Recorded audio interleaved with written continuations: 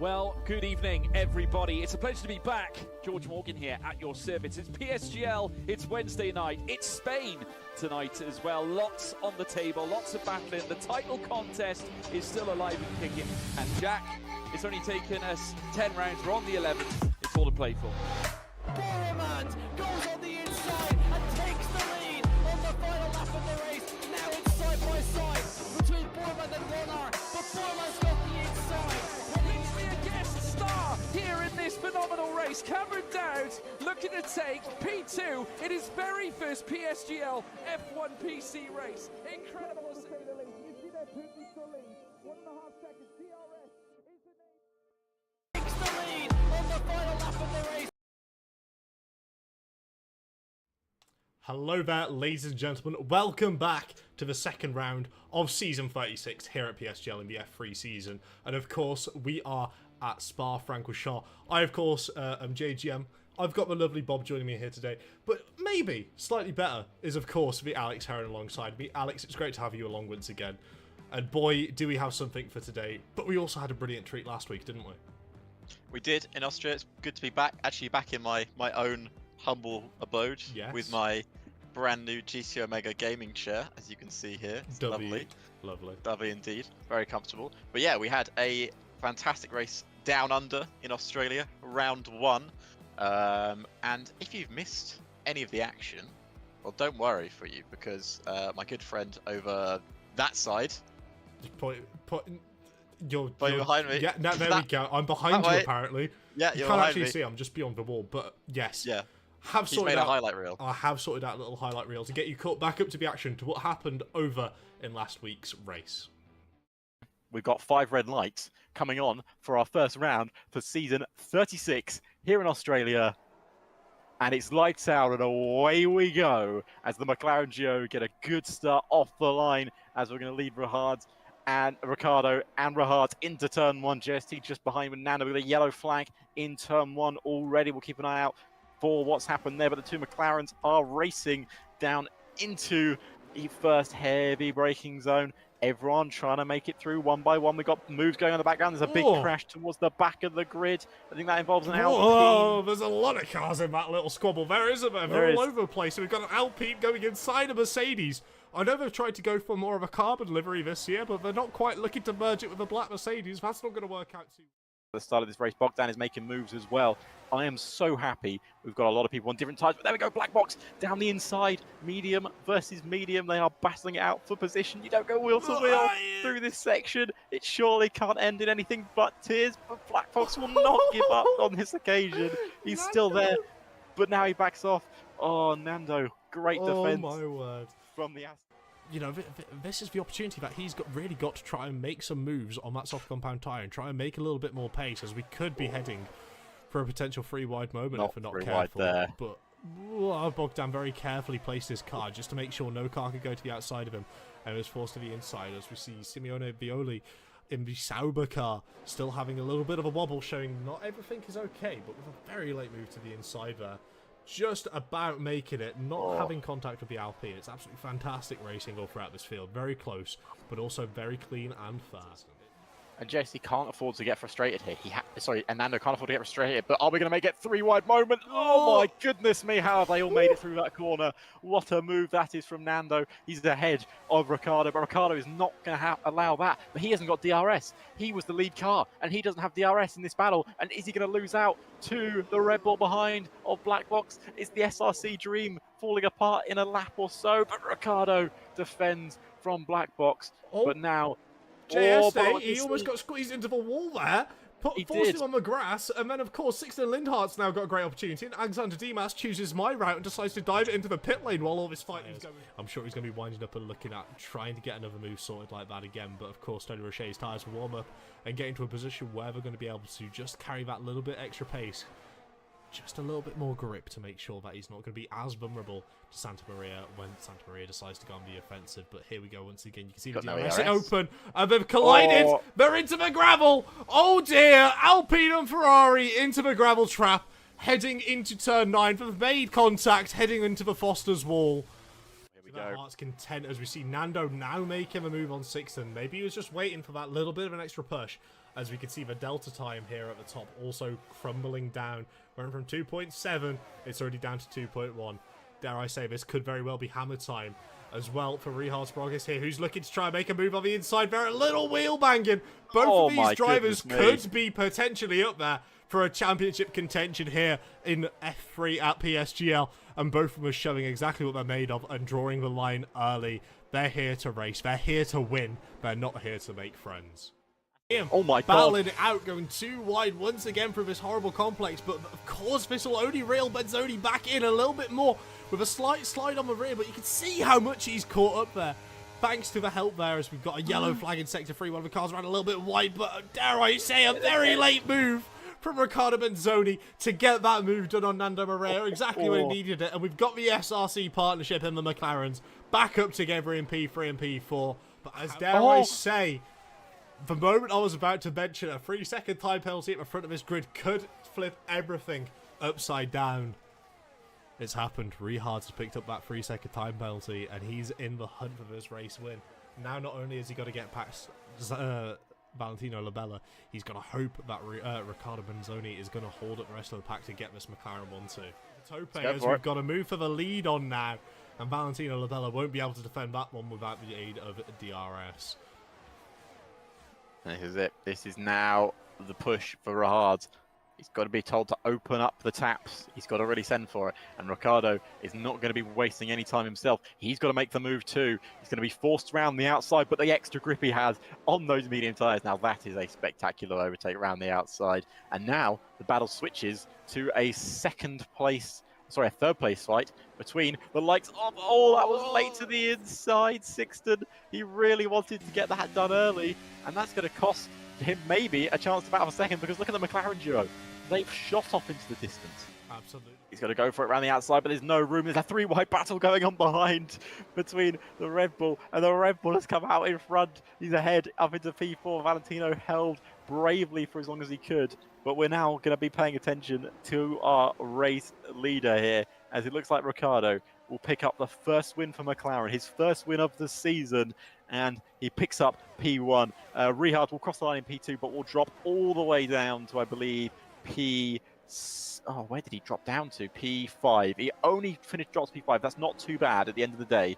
He'll take a P5, but I'm sure he would have loved a P2. So Riccardo, then Nando, and then Modo.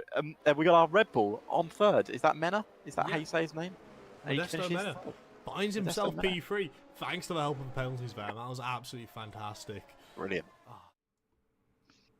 And dare I say, that was an absolutely fantastic race to commentate over. But the stewards did find a couple things here and there that they decided to give out a couple little punishments, a little slap on the wrists. Of course, we've got Bogdan Moldovan and Thomas Laminen. Lap 4, turns 11 to 13. It was a 5-second time penalty added to Thomas Laminen for causing multiple collisions. Bogdan Moldovan and Riccardo Benzoni, lap 17, turn 4, removed a track limit warning for Bogdan Moldovan. We got Nando Moreira and Rihard Sprogis. They had an absolute massive battle there. We couldn't even put it all in the highlight package for you guys. Lap 18, turn 11, that was minus 3 seconds to Rihard's for... Oh, sorry, that was plus 3 seconds for Rihard's for causing a collision.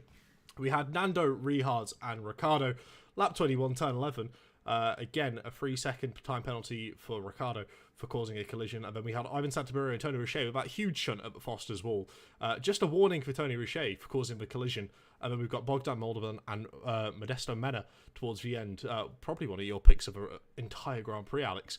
Had Bogdan ended up getting the 2 track warning limits removed. And that, of course, meant he had a 3-second penalty removed as well. So, I'll tell you what, let's have a little bit of a look at the driver standings to see how that's kind of shaped it all out. Dare I say, Nando Moreira picking up a win because of that. Certainly not bad at all. Not bad at all. I just want to give everyone a quick update as well before we get into the race. We're having a quick lobby restart, Josh. Because, unfortunately, our good lobby host Bogdan left all the assists off. So people that can't drive with all the assists have to change them around. So he needs to change a setting quickly. So that's why he's making another lobby. I believe you might have got that slightly inverted because, of course, in F3 there are no assists. Oh, sorry, he left all the assists on. I think is there what he was trying to say, but he said it wrong and I read it wrong. Yes, I mean we can blame dyslexia for that one. Not the end of the world. But yeah, with those penalties applied from the stewards, we do see Nando Moreira taking the lead of this championship. with a P1 finish, and Modesto Mena getting promoted not just from P3, but he's now into P2, with, I believe, Ricardo filing it up there into P3. Now, a couple of those penalties might seem a little bit harsh here and there, but it's always good to lay it out early, just to make sure all the drivers understand what's going on. And can I say as well, it is absolutely lovely to have 30 of you here in the chat, and we already see Victor saying they thought there was a race last night. There was indeed. That'll be the F1 split, but of course we do have the F3 and the F5 splits going on at the minute, and then at 8 o'clock it'll move over to the F2 and F4, but by that point, we're going to be halfway through the race. Will you want to move? Maybe not. I wouldn't. I would want to move. The racing is brilliant. You want to see the brilliant racing? So yeah, of course that is your standard, your first round. Of course we have 11 rounds in this championship. We're only going to go on to round 2 now, and you've got to say, Josh, if you were ending that race, of course Ricardo Benzoni did cross the line in P1, but obviously the penalties dropped him further back. Who were you most impressed with in that race? For me, it's got to be Modesto Mena. He basically came out of nowhere, came out the wall, and it was absolutely fantastic stuff to watch him go for it. Very impressed with what he was able to do. I'm very impressed with the sort of level of determination he showed as well. It was absolutely fantastic. I think he was my driver of the day. Yes, he was. Yeah, you predicted him correctly. But as you can see on your screen now is the calendar. Now, all the driver votes have been accounted for. We do have the tracks on hand to tell you guys. But we're going to incentivize you to come and join the Discord, to come and have a little look for yourself. Come and get involved. Come and join the PSGL family. Come join the community. It's fantastic. Quite often you'll find the drivers just chilling and hanging out in the general chat, having a word with each other on some of the days we're not racing, even practicing together. It's a fantastic community to be a part of. So if you do want to find out more about what sort of tracks we can expect to see throughout the course of the Season 36 calendar, do join the Discord and do come and get yourself involved, because at the end of the day, it's definitely worth it. Once you've joined, you won't be able to leave. It's such an addictive community. Everyone's so friendly, so lovely. But as you mentioned, we are at Spa tonight, and we do, have this 11 race calendar, and you've got to start thinking, how cautious are these drivers necessarily going to have to be heading into these rounds and sort of trying to decipher it out? Because of course, next up we've got Monaco, which, again, it's another jump. We've gone from an Australia, a very tight, very enclosed circuit, over to Spa, where it's more open. It's more of a traditional racetrack, and then we're going to be, slinging it back over to this sort of street circuit where it can be very unhinged. The racing can be very competitive, and it can be very, very tight throughout not only just the race, but also the qualifying. There's an awful lot to gain, and there's even more to lose.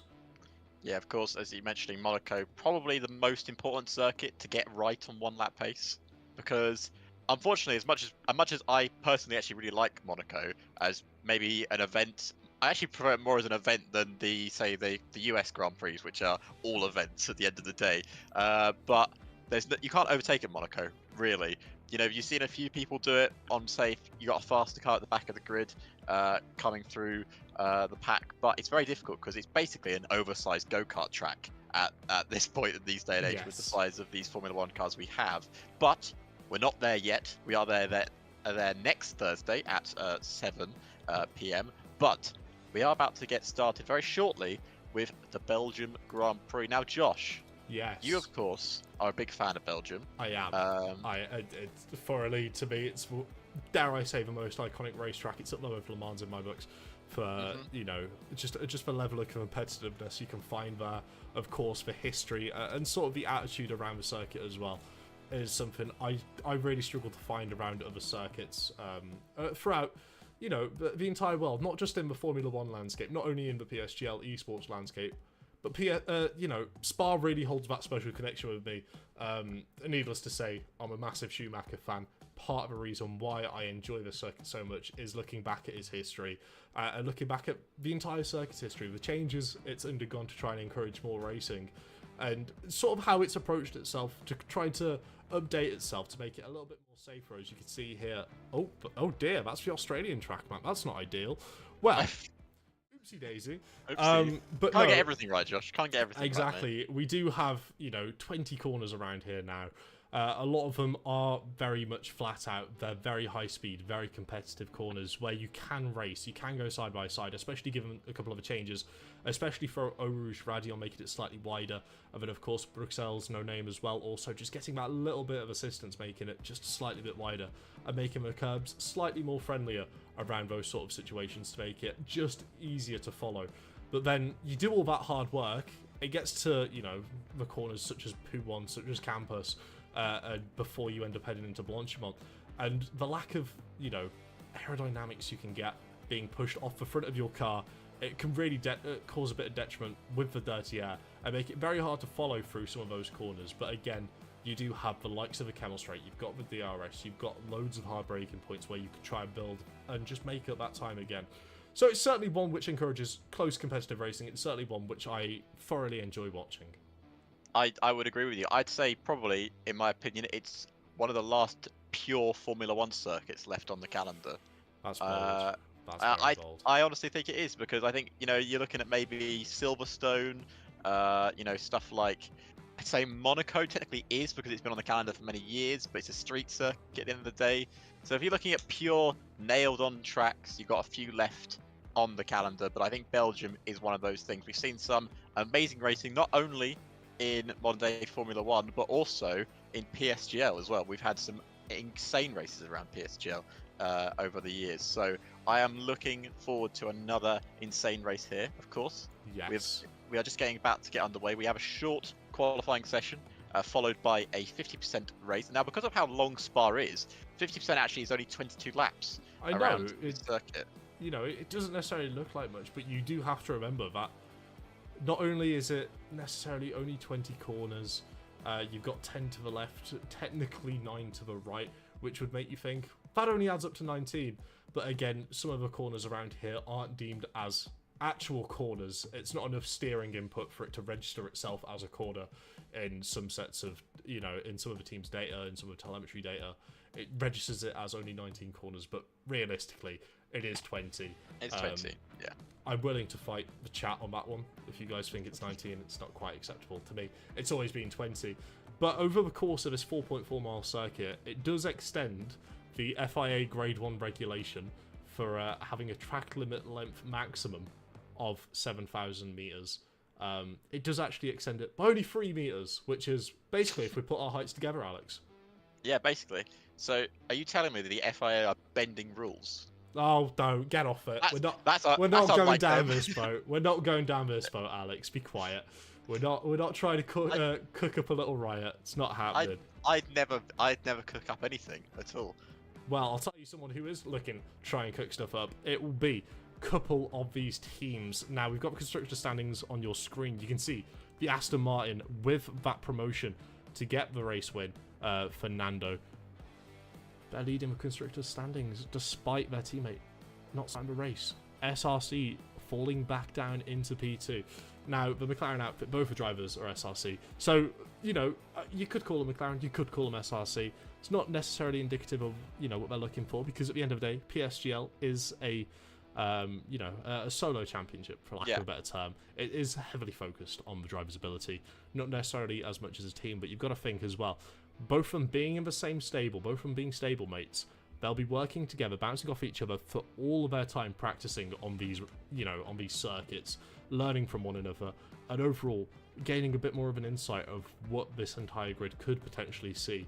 And work as we do have the lobby restart. That is something which we currently have got on our screen. It'll be part of a reason why Alex is making excited, happy little squeals. And, well, I feel like it's easier to show you than explain to you. It's looking a little bit wet out here.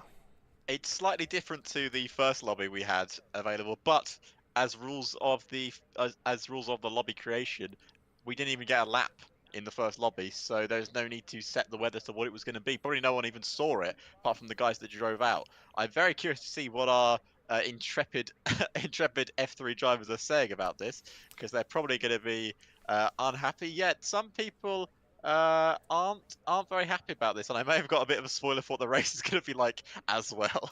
Yes, I mean realistically as well. Looking over at the Discord chat, you will have to apologise here, because I'm just trying to pull up a key detail we ended up missing out from last week as well. Looking over at the Discord chat, we had Tom Roberts taking the mick out of a couple of these drivers. He's in the Mercedes at the minute. He's quite a playful chap. He's more than happy. He's more than jovial to, kind of just wind up a couple people here and there. He was mentioning that the drivers crying that it's raining caused the rain. on the basis of their tears falling from the sky. We do love, a little bit of friendly banter between all these drivers, and at the end of the day, that's what it is. All these drivers, they show up here on a weekly basis. They all work together to help create brilliant, entertaining races we can bring forward to the likes of you lovely viewers at home. But something they may not have anticipated on is it being heavy wet, and being in this sort of scenario now where we could potentially be looking at an entire full wet qualifying for, one of the first times in F3 history. Yeah, I think so. I don't remember a race of us commentating a full wet. I don't think we actually had that many wet races in our time commentating F3, if I remember correctly.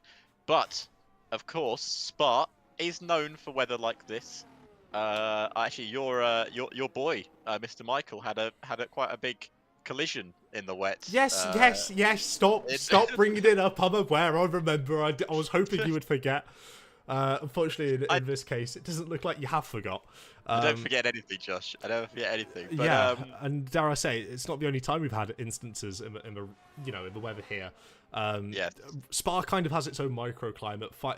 Being in the Ardennes forest as well, it can really create sort of a unique and, dare I say, a bit of an eerie presence. It kind of gives off a little bit of a Silent Hill feeling when you start seeing the rain come in. You start seeing the clouds being so low, kind of rolling across the top of the trees.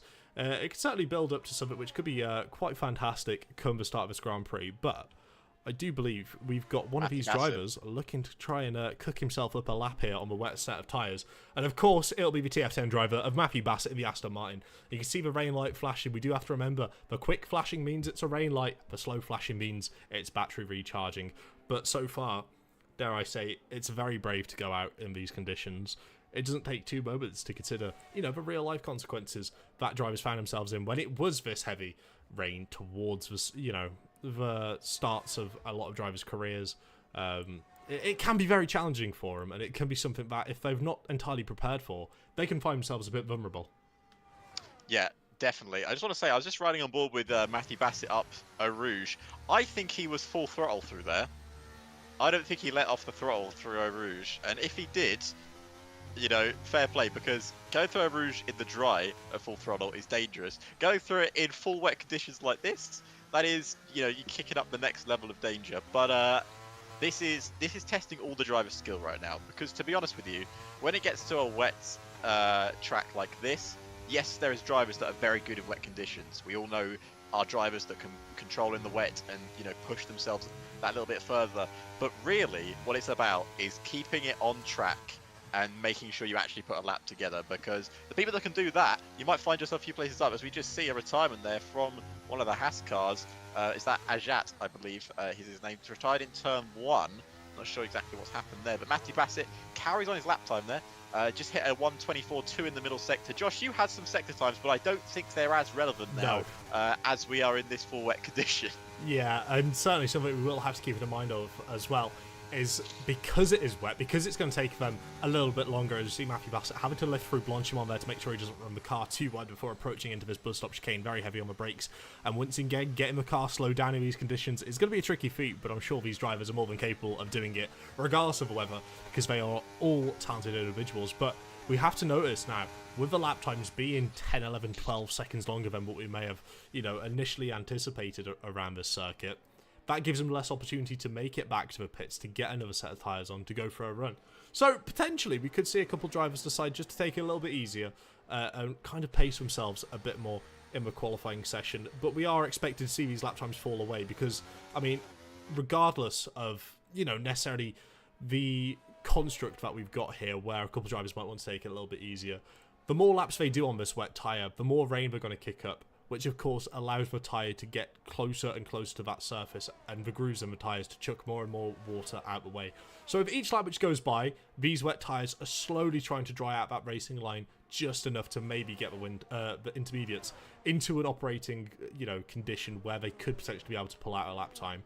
A driver which gave me a lovely heartfelt message yesterday was, of course, F7R Blackbox, formally introducing himself as well.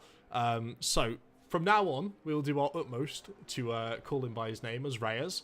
But it was a very heartfelt message saying, you know, we appreciate your work in commentary. It's awesome to have you here at F3. I'm really excited to be here.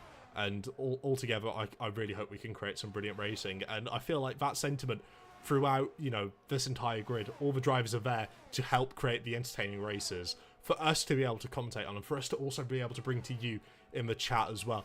Just trying to build up that little bit of, you know, understanding and that relationship between these drivers and yourselves as the viewers. Because these drivers, at the end of the day, they're here to compete, they're here to win, but they also know they've got to put on a show for you guys, and they know what you guys want to see. They know that realistically, if this track is going to get to a point where intermediates could potentially be the best sort of, you know, operating condition to go out, they don't mind going out on a couple sets of wet tyres just to kick a little bit more water out, to speed it up a little bit, so you can start getting to the real nitty-gritty of the laps. And that is something I wholeheartedly have to give, you know, my entire thanks and condolences to the drivers to potentially even risk their position in qualifying, as we've seen with Aljat here already getting a DNF from the session, willing to go out their way to give us a bit of entertainment for the stream. And it's just brilliant that we've been able to build this brilliant relationship between yourselves as viewers and the drivers, and be able to kind of inform you guys that these guys really go out their way to try and bring the show to you. Yeah, exactly. And just to carry on, just to go a bit deeper into what Josh just said there, but Tony Richet puts on a 154.7 as he sets the provisional pole time. At the end of the day, without these drivers, we are just two blokes that talk at a camera. Yes, that is all we are at the end of the day. And without you guys watching, we are just two getting older blokes shouting at clouds, pretty much at that point. So we're here watching some excellent racing, and interestingly enough, Reyes there goes second fastest, 154.8. This is the sort of conditions, Josh, where you can get a surprise. Yes. You know, someone that may not have the main pace of, say, a dry runner. Say, you know, you got your Rahard, you got your Riccardo Benzoni, you've got your, say, you know, Tony Richet, who is up there, Bogdan, people that would normally be your man fighting for pole position. But in the wet conditions, it all changes, because you've got Zelenkovic up in third place. I believe he qualified towards the back of the grid in Australia. Now he's up in third because the conditions allow him to push a bit harder. Maybe he's better in the wet condition than he is in dry. Absolutely. I mean, we see it all the time as well, don't we, with certain drivers here and there operating best when other drivers seem to start struggling, when they seem to not be able to necessarily find the pace, which they're more than comfortable running at, you know, in the dry conditions around, you know, the normal tracks such as Spa. But when, you know, put into an awkward situation of maybe visiting around a circuit like China, or, you know, maybe even a Hanoi, when that was on the calendar many moons ago. You know, never raced there. Never raced there in real life, but I do believe we had the one race here at PSGL. But no, I mean, it definitely gives sort of an insight to how competitive all these drivers are, and how far that little bit of practice that all these drivers do on a weekly basis. Once again, I was watching my friends list on Steam last night, and all these drivers, you know, religiously putting in laps in multiplayer sessions, working with one another, trying to find the best sort of strategies, the best optimal, you know, working windows for the tyres, really trying to give it the rule in qualifying push and also in race push as well. But something I do want to point out in chat, as Tom Roberts slides himself up into 8th place here, is we are seeing a couple drivers teasing us with the intermediate tyres. I was just about to mention that, Josh. I was having a look through the guys in the pit lane, and a few of them are sitting on the inters ready for the condition. And not only are they sitting on them, Valentino Labella is coming out on intermediate tyres here, because there is nothing more in Formula One than drivers hating on the full wet tyre. If they don't have to use it, they will put on the inters. We've seen that so many times in history, that they just don't like using the full wet tyres. They hate them. They hate them to an entire limit. So I think we should watch Valentino Labella's lap here on inters when he gets around to the start. Absolutely, and I feel like we should also keep an eye out for that timing tab. As a reason I've not hid the tyres, it's because I do believe we are going to start seeing a couple of these intermediate laps towards the end of this qualifying session. Of course, here at PSGL, we only have the Q1 session. We don't do the Q2s, we don't do the Q3s. Every lap counts out of these 14-15 minutes we get per session. So it'll be key for these drivers to find that optimal time to go onto the intermediate tyres. Is Valentino Labella being used as kind of a test on me? If Labella stays out to do a full lap, will the other drivers on the intermediate start coming out? Or could this just be an absolute brilliant level of debate from Valentino Labella to secure himself a P6 by trying to force the other drivers to go onto the intermediate tyre and do a lap, only for them to find out it's not quicker and it's not in an optimal window to use the Inders. The mega mind games, as we call them in the business. That would be some next level plays from Valentino Labella, but I have a feeling that by the looks of the way the track is, the rain has subsided a bit from the original part of the session. There's still a couple of puddles on the ground. The bad thing here for Labella is if he has gone out now, I imagine he's gone out with a bit of fuel because, you know, he's a very intelligent driver. He'll know that he'll need to put a couple of laps on the board. But if he's gone out here first, let's be honest, the people that go out later are going to have a much bigger advantage because the track is only going to get better. Absolutely, and we're starting to see the other drivers crawling out the pit lane, so it'll be key to see whether Labella turns into the pit lane. He doesn't. He's looking to give it a go on this intermediate lap. So, Alex, would you like to give us a beautiful guide around the circuit of Spa-de-Francorchamps? I'll take us through. So, into turn one, heavy braking zone, keeping it very high fourth gear there just to carry the speed through the corner, and then just absolutely putting the power down the back straight, heading into my favourite corner. It's Eau Rouge and on to Radion, and just keeping it flat through there in 7th gear. Impressive work that is from Valentino Labella, because that takes some balls, I must say, to do that down the main straight here into another heavy braking zone. Already 5/10 up in the first sector, proving the track is ready for intermediates. Now, a very tricky technical sector here, but he's done it very nicely indeed. Now, swing it into the right-hander. Can lose the rear end here, but a bit of sliding, not the end of the world. And then it quickly turns into the left-hander. You can go in validation on the right-hand side here. Oh, he's very close, corner in no name. That was almost the end of his lap. Into the left-hander. Of course he's going to shift down. Of course he is. He's got a bit wide, and that's an invalidation. And it's just the little margins here, Josh, but you can tell from that lap alone, even though he's not going to finish it, that is ready for intermediates, this track. Exactly, and we've got some of the big guns. We've got some of the drivers who are looking to try and put a stamp on their championship run. Richard Sprague being one of them. Also noticing Nando Moreira, Thomas Laminen as well, all out on the intermediate tyres. It's certainly going to be something to see and something to behold with these drivers looking to absolutely give it a all. I mean, you can tell the way Richard is taking Bruxelles here. He's taking it very cautiously on the entry and then slowly just trying to pick up the speed and pick up the confidence, heading through the exit of a corner before approaching No Name and now heading into P1. No car in front of him, shouldn't be disturbed by a bit of dirty air. Will he be able to keep it within the bounds? He does. He takes a couple miles an hour, couple kilometers an hour off that initial apex to make sure on these intermediate tyres, if there is a little bit of sliding, he's in a position to catch it and keep it within the track limits, which is exactly what he needs to do. And he's just kind of got to keep working away out this circuit at the minute, with more drivers in the pit lane, still holding on to that intermediate tyres, waiting to be able to get out. Validated. And he's invalidated. I've cursed him again, haven't I? On Stavolo, just going too wide over the curbs.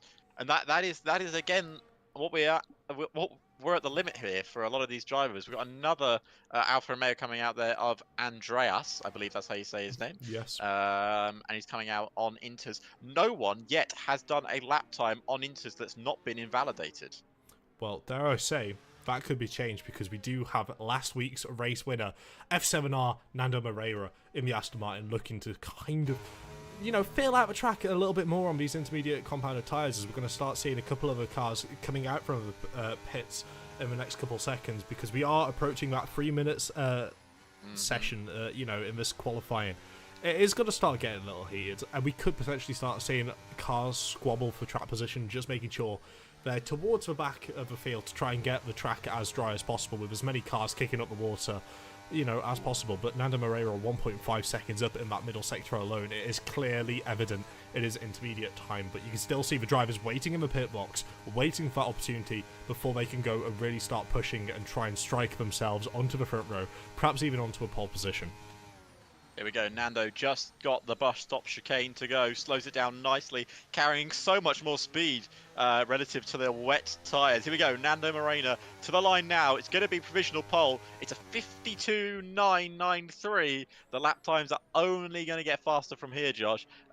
We've got people really starting to push these tyres through this lap. A few people just coming out the pit lane now just to prove how much quicker the track is getting. They want to wait until the last moment. Are we going to see a lot of backing up down the down the Kemmel Straight? We've got backing up already, Josh. Absolutely, it wouldn't surprise me if we're going to keep seeing that. And we could even potentially see a couple of the drivers, such as Daniel Parodi, such as Bogdan Moldovan, who are already on a fast lap, abandon this lap and just take another lap just to keep those tyres into an operating window. Of course, it might not be, the most optimal way to do it, but because it is the intermediate compound, because it is a grooved tyre, they have the luxury where they could potentially go for another lap and it won't cost them as much because there's just that, the matter of fact, the grooves are on the tyres, there's less rubber to wear off the surface. If they end up wearing off that little bit of rubber, potentially there could be more rubber available after they've initially done a couple laps to get that, the peak of a rubber off the tyre, and it could widen the grooves a little bit more as well. There's a whole range of potential for these tyres to kind of get more and more into the session, as I do believe Daniele here has backed out of his lap, or I certainly hope so, that this isn't his racing speed, because he's currently taking a little crawl through the bus stop chicane, but of course he will be the first driver out of this little gaggle of cars to be able to really try and hammer down a competitive lap on the intermediate tyres here, and we do have such a large gaggle of cars heading through Stavelot at the minute, all of them jockeying for position. But Daniele, he's not going to care about that too much. The number 39 Williams here, racing under an ET8 banner, is looking to do himself a little bit of justice and find himself higher up in 6th place on the grid. Bogdan did begin to, I think he was still pushing, but he just got himself through all of the cars. There's going to be so many cars here, Josh, that are not going to get a good lap in here because they're all going to be queued up behind each other. 18 seconds on the clock. I'm sure going to keep an eye on that. I think our man on the Williams for ET8 has a really good chance of taking pole here because everyone else is going to be... Look at the carnage in the final corner here, Josh. That is ridiculous. The guys just need to pace themselves a little bit more. Lads. If they all end up making these sort of mistakes and actually racing each other... Mello and Tony didn't make it. Well, dare I say, a driver which could be in a very profitable position at this moment in time is, of course, going to be Daniele Parodi here, who's going to be looking to keep that a distance. He doesn't have any cars. He doesn't have any dirty air to bother with. He's currently got the track to himself. He must be loving life. He must be loving life. I could just watch on the little mini-map there. We've got a Ferrari leading about 12 cars just next to each other. None of them are going to get a good lap time in here. We are going to have one hell of a crazy grid at the moment where we could see our Williams on pole. The ET8 of Danielle is possibly going to go for provisional pole. 2.4 seconds up in the middle sector. Oh dear, it could be looking like a big fumble for the cars at the back of his grid, who decided to risk it, decided to try and squabble out for position to make sure they could get the optimal track, but of course they're not going to be the only drivers doing it. As we are seeing here, they're all having to battle for position. We've got the Ferrari with 2 Alfa Romeos off the back of a pack who won't be able to set a lap time once again because they crossed the line that little bit too late, but of course Daniele Parodi here is going to be approaching. There we go. The line here, what sort of lap time is he going to be able to put up? It's a 1:51.3. Dare I say, a very strong lap to beat, even if the cars behind are going to find themselves in a better condition. We've got the FVR Tope Haas car here looking to try and make a slight improvement on their lap time. Where are they going to find themselves? Again, provisional pole. We do have an Alpine coming across the line next. I believe that could potentially... It's not Timo Zelenkovic. Santa Maria. Oh dear, where's he going to find himself? Third place there. Brilliant stuff from the young driver. And of course, we're going to see all this, this gaggle of cars here, dare I say. Right. Almost a ridiculous amount of cars coming across the line in just a matter of seconds. All of them still fighting for position. Nando could take it. Nando could take provisional pole. Oh my god. Black Box is on provisional pole. Oh, dare I say. Oh my god, he might have done it. I think he's done it. He's done it. In that gaggle of cars, Reyes has managed to find himself a pole position. How's he pulled that one out of the bag? Being in the middle of that pack. All of them squabbling for positions. Reyes, take a bow. What a fantastic lap time from the F7R driver. The Red Bull on pole position, dare I say. It's something we're not too unfamiliar with at this point in time. It's a Red Bull leading a Ferrari on the front row. Reyes, with a stonking lap time, managing to find almost 0.5 of a second on the field, despite being in that gaggle of cars, just showing it's never over until the checkered flag falls. But of course, we do have Reyes on pole position with Thomas Lammen in P2, Tope P3, Nando Moreira P4, Daniele Parodi P5, Alexander Dimas P6, Timo Zelenkovic P7, Bogdan Moldovan in P8, Jack Humphreys in P9, Sixten Lindhart P10, Riccardo Benzoni P11, Matthew Bassett P12, Matthew Adler P13, Ivan Santamaria 14, Richard Sproggers 15, Tony Richet, Valentino Labella, Tom Roberts, Andreas Franco, and of course Aljat rounding out the bottom, all of which doing a lap on wet tyres or not even being able to set a lap at all. Whoa. Well, dare I say, It's a bit mental, that. Yeah, let's just take a real quick peep here. It is still wet. It is still wet, and of course we won't have a lobby restart. So, guys, we will be jumping straight back into the action, right? Realistically, normally I'll do a very corny, cringe thing and put a webcam on and throw it to an ad break. But considering we're going to be hopping straight back into this race, there's no time. There's not an optimal window for us to be able to pull a lovely little shameless plug. Oh, wait, there it is. It's on the side of your screen. GT Omega. It's brilliant. There's a reason why we're all here. There's a reason why the sponsor boards all say GT Omega, SRC and PSGL. Because without the two brilliant sponsors here at PSGL, we wouldn't be able to bring you this entertaining race. And dare I say, it's absolutely fantastic having them on board for the rest of the season here at PSGL. It's certainly something I look forward to.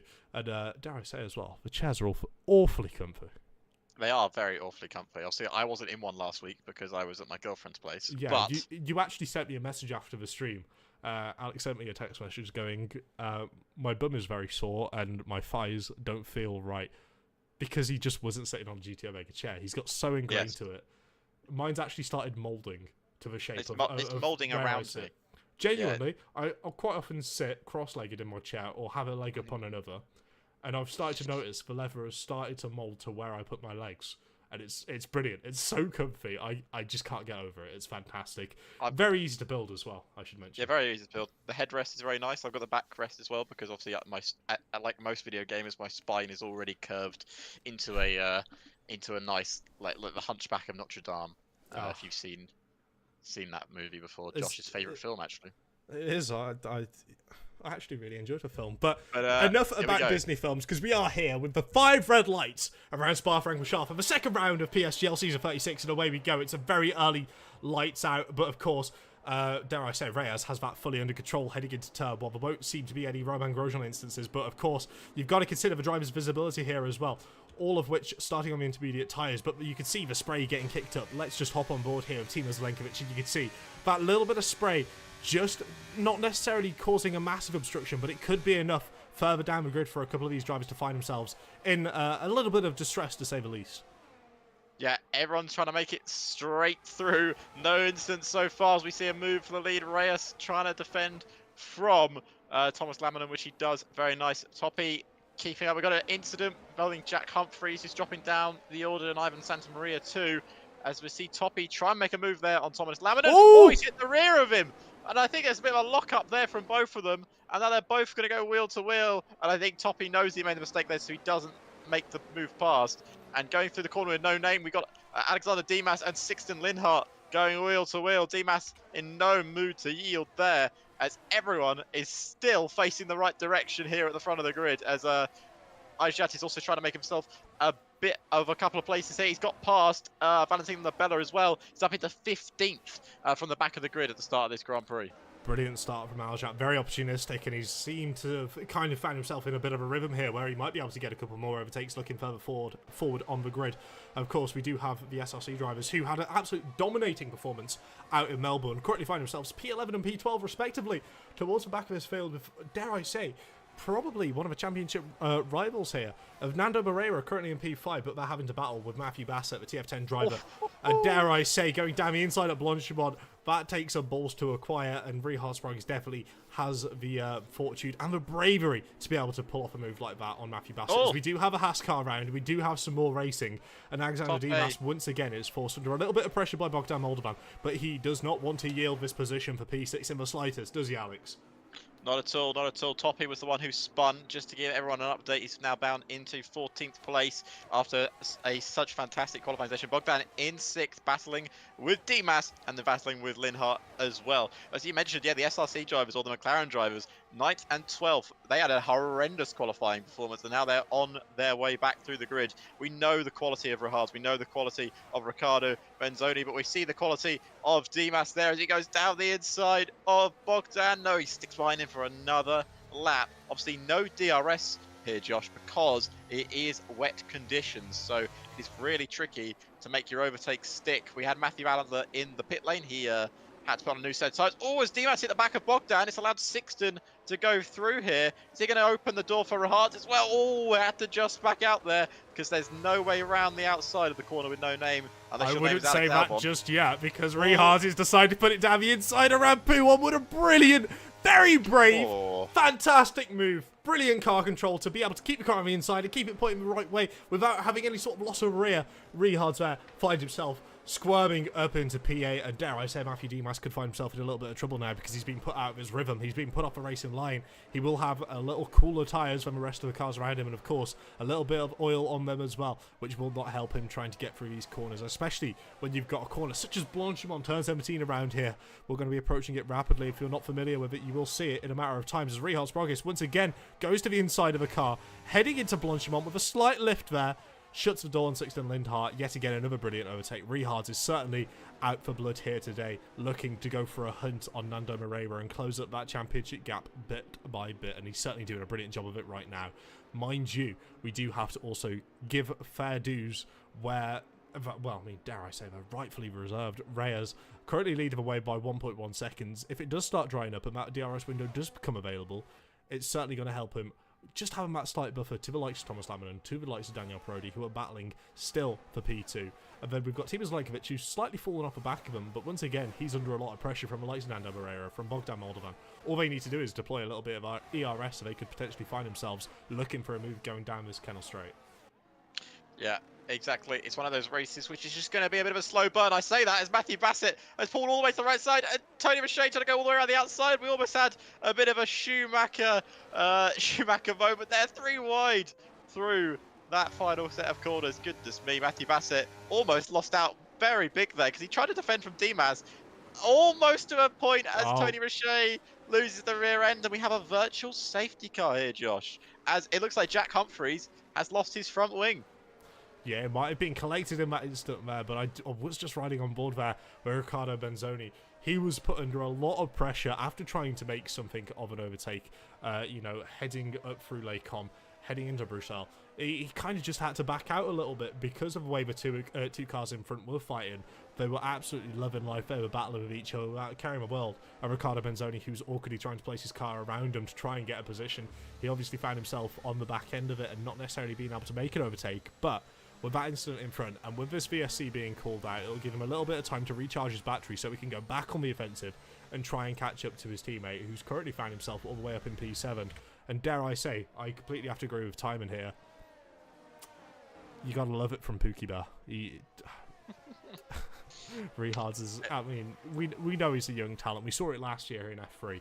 We saw how fantastic he was. We saw his pace, and he's certainly, by no means, he's not lost any of it, has he? But of course, we do have more battles heading all throughout the grid. Matthew Bassett, another one of these youngsters who is incredibly talented. Had the great pleasure of meeting him in the NEC for the Autosport event, and he was absolutely rapid there in real life as well. He's certainly one to look forward to for the future, as he's going to be looking forward for a move on Alexander Dimas in the next coming laps. Oh, we got Toppy and Riccardo Benzoni battling it out for position. Oh, I thought, are we going to see a wheel-to-wheel throw rouge? No, unfortunately not. I want to see a wheel-to-wheel throw rouge, but I don't think we're going to get one today, Josh. Oh, well. But we're going to see a move for Rehard's here, as he's going to go around the outside of Bogdan Moldovan, and he's up into 6th place. And obviously, as we were saying, Rehard's, how good he was last year. It's just a shame that he had a teammate that was so good as well. But Rehard's is showing off their talent this afternoon, and they've got a lot of work to do to take, you know, a podium place here. But clearly the pace is there, and clearly they are getting themselves through the grid. Here we go. Absolutely, but something I do want to point out here, Timo Zelenkovic falling even further off the back of the likes of Daniel Parodi, Thomas Laminen, and of course Reyes in the lead of this race. I mean, certainly it's going to be something about, you know, Zelenkovic is going to have to start considering, you know, if the track does eventually end up drying up, when to pit. Does he want to make a pit stop in this race, or does he want to really try and hang out these intermediates until the end of the race? Because, you know, 22 laps around here on intermediate tyres, it's going to hurt. It's going to be very tough. But is there a potential to, you know, even make it viable?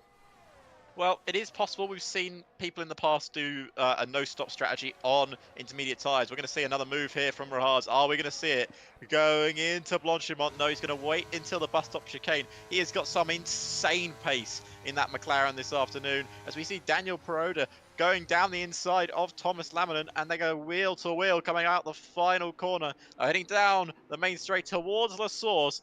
Daniel Peroda has got the fastest lap time at the moment, but I just instantly replaced Rahad, who I think is half a second faster than our leaders at the moment. He is really showing off this afternoon. These two are still wheel to wheel, but Thomas Lamina knows the race is lost if he goes wheel to wheel through Eau Rouge. He backs out for a chance down the Kemmel Straight. It's a very wise move, but of course, because he has backed out, he will have to deploy a little bit more of that battery to ensure he can close back up to the back of Daniel Brody.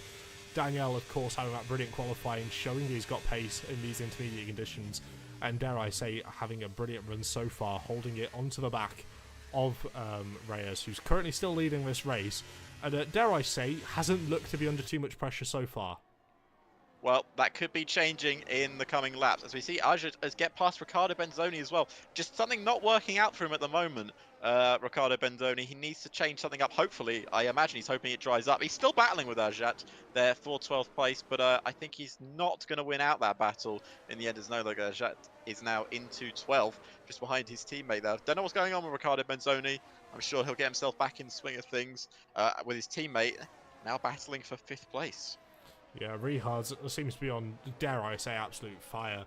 I'm not necessarily sure what setup he's got on, but whatever it is, it must be worth $1 million at this point in time, because he seems to be flying in these intermediate conditions compared to the other drivers on the grid. Look at how close he is behind, dare I say, probably one of his championship rivals for the remainder of his season, Nando Barrera here, who is looking just to keep that distance, keep that small little window of a buffer to Rehard to make it just that a little bit more difficult for Rehard to really bite the bullet and send it heading into this bus stop chicane. Deploying a little bit more battery, and Rehard is fully aware of that. You can see him not deploying any battery in response, understanding he is quicker heading through these corners. He's quicker heading through these, technical parts of a circuit. And someone else who seems to be very, very quick through the technical parts as well is Daniel Parodi, as he ends up having a little bit of contact there with Reyes on the inside. Alex, your wish might be coming true in a matter of moments, mate, because they are side by side. And I do believe Reyes there decides to back out. Very wise decision, but has he saved enough battery, being in the lead of this race, to be able to try and deploy a little bit more here to close back up to Daniel Parodi in this session? It certainly looks like it, doesn't it? He's got a fantastic run coming off the top of Radion there, and he's going to be pulling it to the inside, heading into Laycom.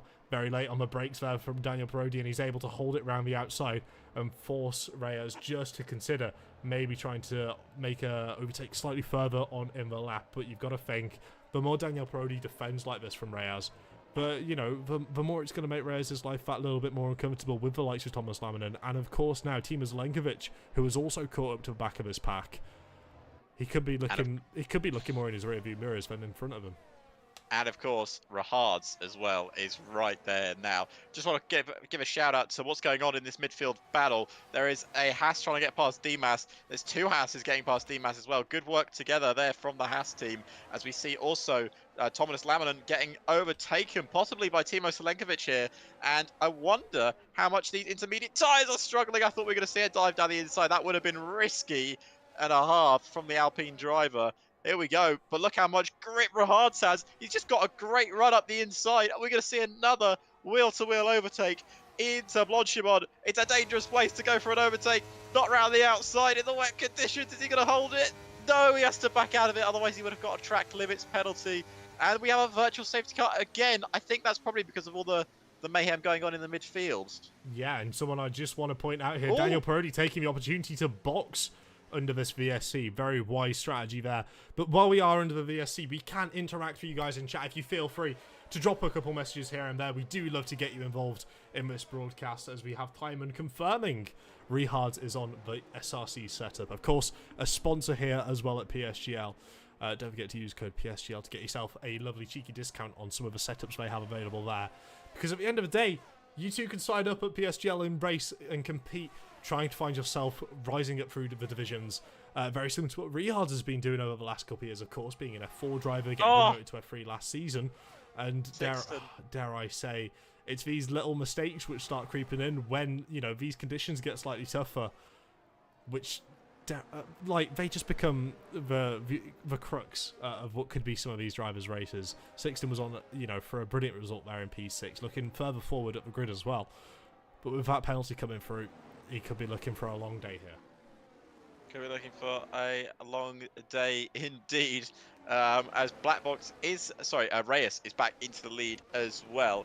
And we've got Thomas Laminen and Zlenkovic and Rahad all together. There is a huge battle going on in the midfield, Josh. We're trying to keep an eye on everything, but Tony Richet is dropping places. We've got Toppy, we've got Daniel Pereira, who's obviously on those new set of intermediate tyres, and clearly they are working absolute wonders for him because he's made a couple of positions up here, and he looks like he's trying to get past the other Haas car of Toppy, who was started well, but look at the grip he's got on that Williams car. Keep an eye on him, because I think he's going to make up some great places, but the man who's making up the most places at the moment is Rahad, because he's really going for it against Levenkovic. Are we going to see a move into Blanchimont? Nope. He's going to wait his turn. As much as I'm sure he loves the bold and brilliant overtakes, he's not going to go for it here. Thomas Laminen might consider the race lead here. No, stays behind him. Being very intelligent here are our drivers this afternoon. They know the conditions they're dealing with, and they're just taking it maybe a bit more cautiously than they normally would. We see Sixten Linhart having to serve his drive-through penalty here on lap 8. Yeah, very unfortunate for Sixten, but it's better to get it out of the way now, just in case it does start improving and just in case it does get to a dry period in this race. But dare I say, you know, the rain's still coming down. It doesn't necessarily look like it's going to get to a dry period anytime soon. And, well, let's just say Reyes and Thomas Laminen don't seem to mind it one bit at all, do they? Because they've been trading positions, they've been racing wheel to wheel brilliantly throughout the course of this race, as we're going to see Thomas Laminen now making his move past Reyes, heading down the Kennel Straight before approaching Lecom and even getting on the brakes, as we've got a new fastest lap there from a TF10 driver, Jack Humphreys, towards the end of the field in that Red Bull car, looking to try and keep making improvements and find himself further and further up this field. But currently finding himself at the back of a grid, 1 seconds off of the back of Matthew Bassett, who has also pitted for a fresh set of tyres recently. Certainly going to look like maybe a bit of a long day, but someone who's going to make it a slightly shorter day with the likes of those overtakes is going to be Riccardo Benzoni, still P13, but he seems to have found a little bit more of a mojo to try and find himself climbing back up the order, trying to find himself in a position where he quite often found himself last week, but someone who doesn't want to yield the position in the slightest is Tom Roberts here, who's putting an absolute stellar defence through No Name to reclaim P13. And dare I say, the Shizou driver is certainly bringing up, you know, a level of defence we've seen him do before, but not in this sort of manner. It's been absolutely fantastic.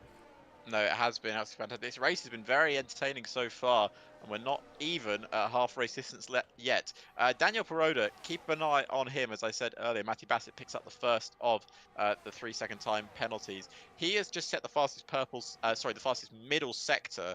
And newer tyres, Bogdan also making the moves as well. Made another move there into Blanchimont. He's up into P10 as well. These are the guys that pitted under that virtual safety car. Now, when are we going to see these guys at the front pit? Are they waiting for the rain? Do they know something we don't? Is the rain going to stop later on? We might find that out in a bit. But there you go, 152.7 there for the ET8 driver, and Bogdan 152.7 as well. They are what we say in the business. I can feel him. He's cooking. I'd say they say, Josh.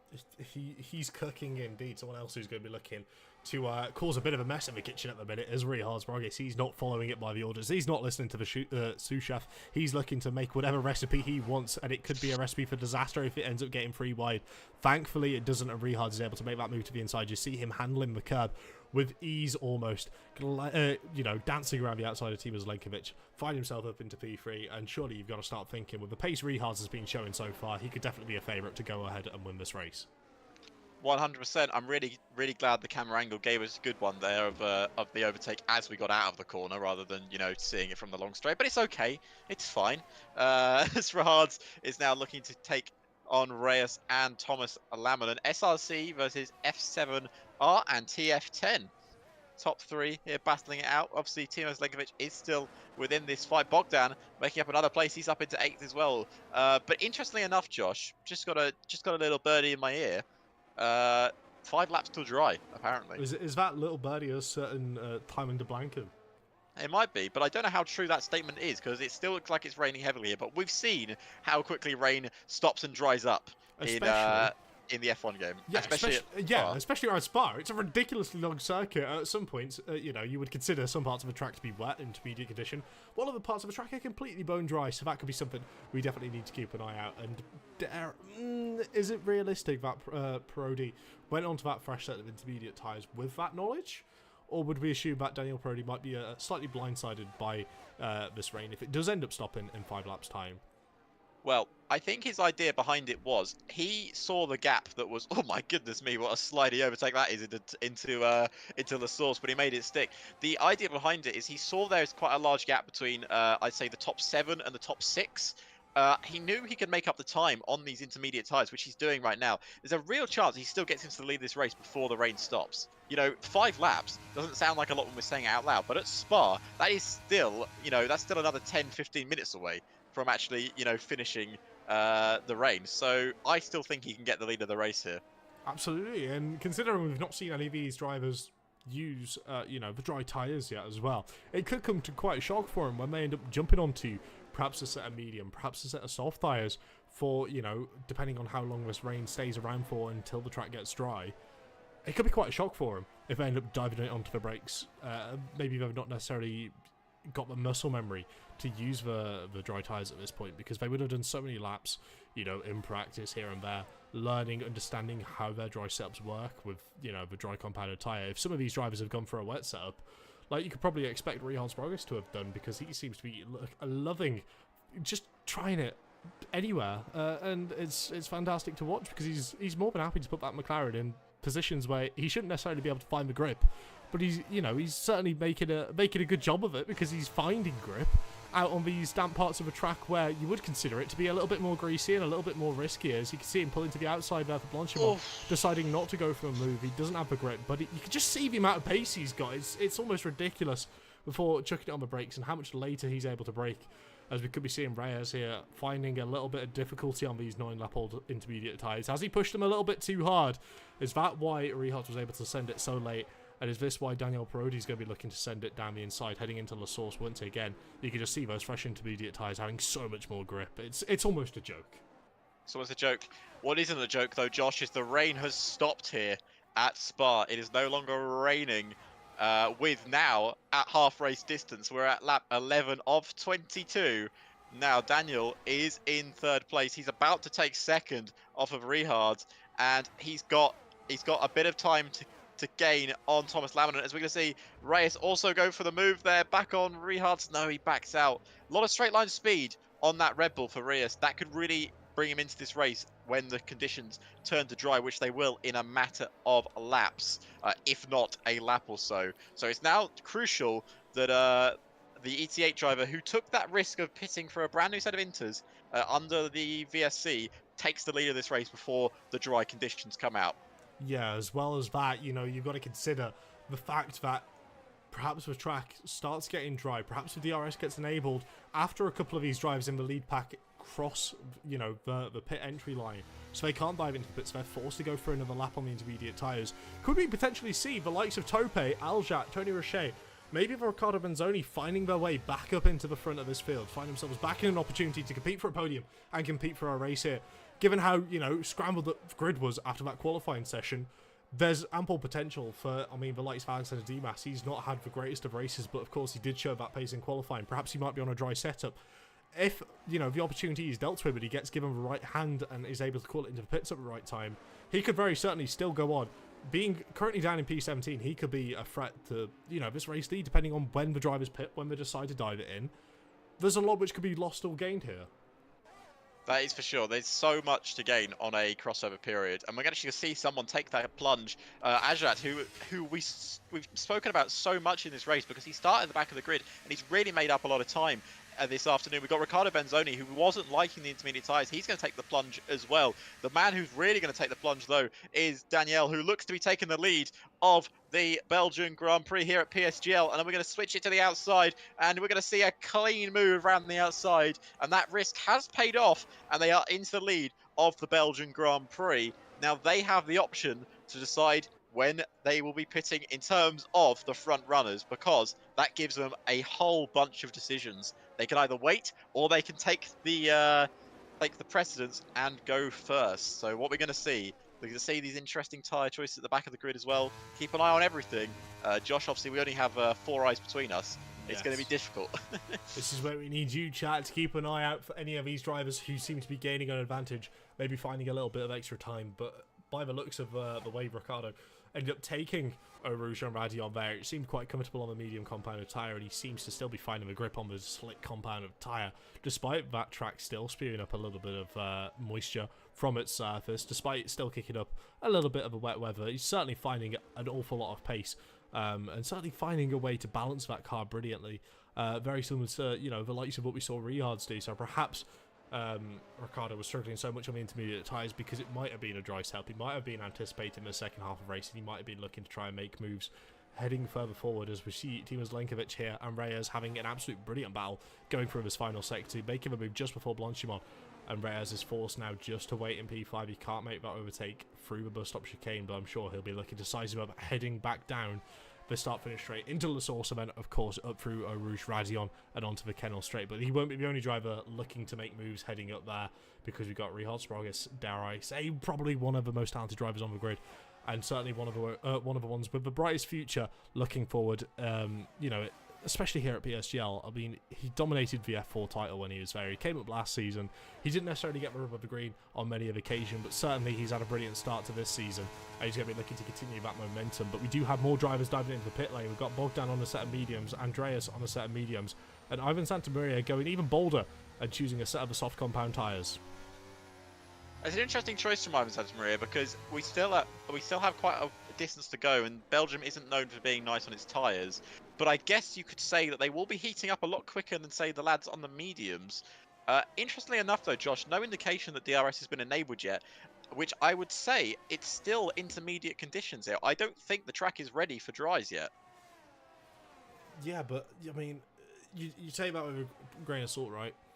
Yes, it's a brilliant indicator, but the track is so long here. If, for example, we get the likes of Parodi, Laminen and Sprogis going past that start-finish straight, maybe even going down the Kennel straight, and the DRS does get enabled, they've still got another, well... Oh, well, as I speak... never mind. My theory's out the window. They're going to get a brilliant time to dive it into the pits, because all these drivers are now going to be certainly looking to put on a set of the dry compound tyres. Whether that's going to be the mediums or the softs, it'll be up for debate. But if I was, you know, one of these drivers at this point in time, I'll be looking to try and go for a gamble on the softs. They fire up a little bit quicker. They can help evaporate a little bit of water quicker as well, as we're going to be seeing the front three, and dare I say, the entire pack probably looking to dive into the pits as well. And Tony Richet, he's got just enough of a buffer there to Thomas Laminen to be able to double stack and not end up paying too many dividends for it as well. Keep an eye on Bogdan. Keep an eye on Bogdan, because he pitted the lap before. How many places is he gonna gain here on this crossover period? He may take at least a podium, or could even go into the lead of the Belgian Grand Prix. I think he's going to take a podium, because Daniel just getting out there, and Rahaz and Thomas Laminen, and I think Bogdan is going to come out he's coming out in 6th place, but he's got warmer tyres. Keep an eye on him. Absolutely. We do see a lovely little compound split up at the front of the grid. We've got Daniel, Tima, and of course Reyes all selecting that soft compound tyre, with Thomas Laminen and Richard Spragus there selecting a medium compound tyre. Could it bite the soft compound runners towards the end of this race? Is the tyre wear going to be very, very strict here, as we end up seeing Reyes making a beautiful move there on Zelenkovic down this main straight as well? Reyes certainly going to be one to watch here. We saw his pace in the wet. Is he going to be able to transfer it across to the dries? That'd be very interesting indeed. We're going to keep an eye. He came out 1.8 seconds off of Thomas Laminen. He's got Zelenkovic and Bogdan right behind him. Rahard's also making the move, by the way, into 2nd place ahead of Thomas Laminen. So now the race is on in these dry conditions. It's still wet in certain places on this circuit by the looks of the... I don't know what you can see, Josh, but it still looks a bit damp out on track. Damp. So these guys may not be pushing as hard as they normally would. Both Haas drivers now with 3-second time penalties. As I say, that Tom Roberts also picks up one for himself. The track is slowly drying here. Rahad's middle sector is purple.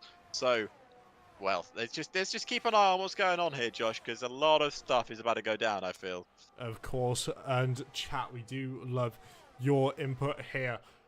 We've already got VA Max saying Reyes is going to win. He's certainly looking like he could be up there for a potential battle for a podium, and potentially even a win. And then, of course, we've got Francie asking, is Jarno driving? No, Francie, Jarno is not driving. This is F3. You know that. Behave yourself, please. But DRS is open. You're going to have to start thinking, how much is Rehard's pushing at this point to make sure he can get away from Laminan behind him, who will also be looking to try and get that DRS, and how much is he looking to close up to the back of Daniele to get the DRS, to make sure he's able to reel it in closer and closer each lap which goes by. And you can already see that red light flashing, but the Ferrari's rear wing isn't open, which is critical for him.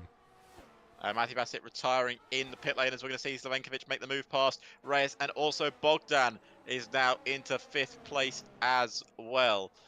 Right now, it's still a bit of a chase down for Rehard to catch down on Danielle. I have a feeling Rehard is running a wet setup here.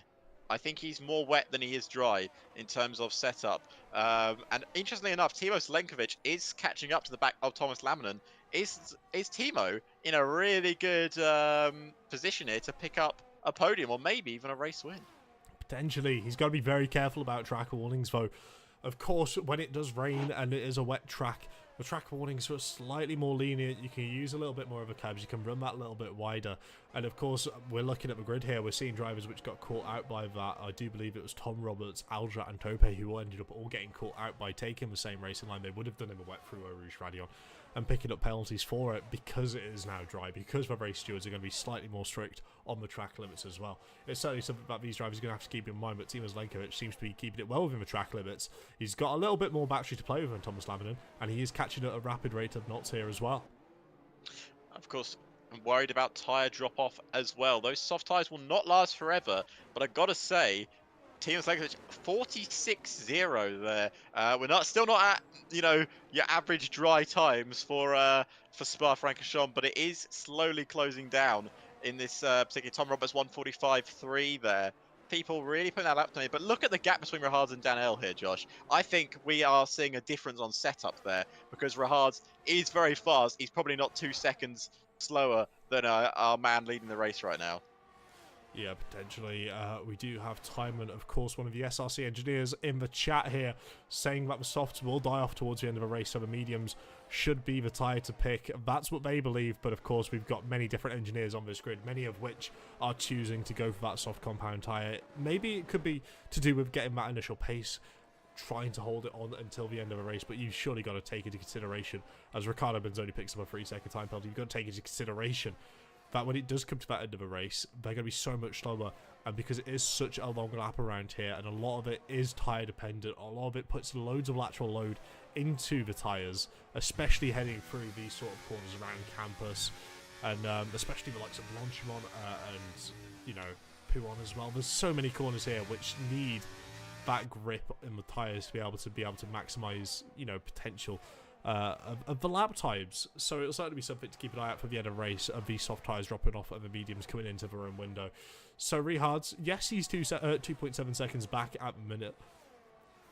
Could not all be over though. We'll have to wait and 100%. 100%. That yellow flag you may have just seen quickly was for Riccardo Benzoni.